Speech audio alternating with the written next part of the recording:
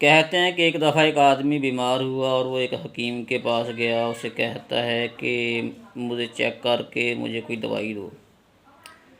حکیم صاحب نے مریض کی تشخیص کی اور اسے کہا کہ میرے پاس تمہاری بیماری کے لیے جو دوائی تیار کرنے کے لیے تمام اجزاء موجود ہیں، لیکن میرے پاس شہد ختم ہو چکا ہے، شہد نہیں ہے۔ تم ایسا کرو کہ شہد تلاش کر کے لے آؤ، میں تمہارے لیے دوائی تیار کر دوں گا۔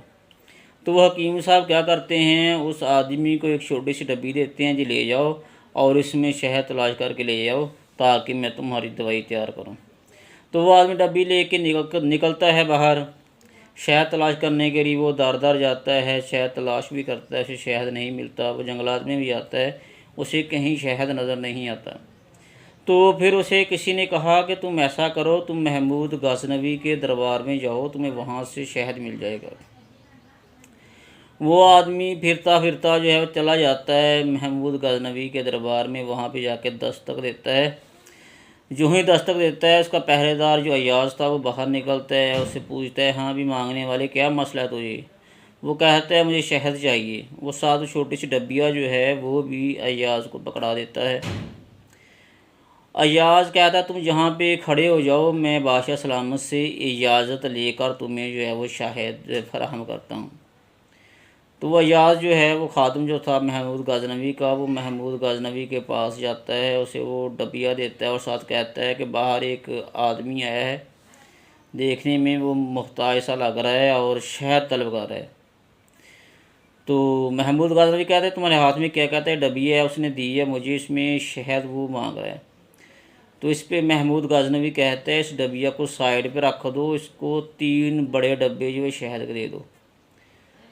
تو ایاز کہتا ہے بادشاہ سلامت سے، بادشاہ سلامت اسے ضرورت ہی اتنے کی ہے۔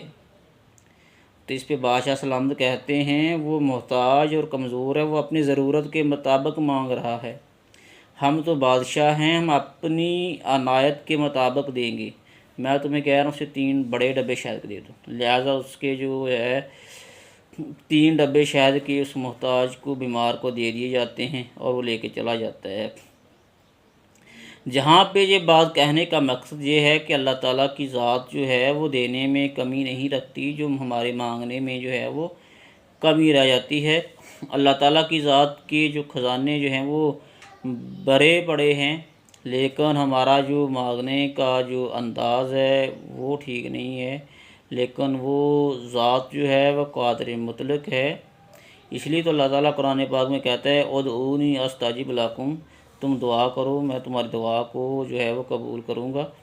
تو اس لیے جب بھی اس کی بارگاہ میں مانگا جائے تو دل کھول کے مانگا جائے، اس عزت، صحت، برکت اور وہ تمام خواہشات جو آپ دل میں رکھتے ہیں اسی ذات سے طلب کرنی چاہیے، اور ساتھ ساتھ اس سے طلب کرنے کے ساتھ ہمیں کوشش بھی کرنی چاہیے۔ اللہ تعالیٰ آپ کا اور ہم سب کا حامی و ناصر ہو، آمین۔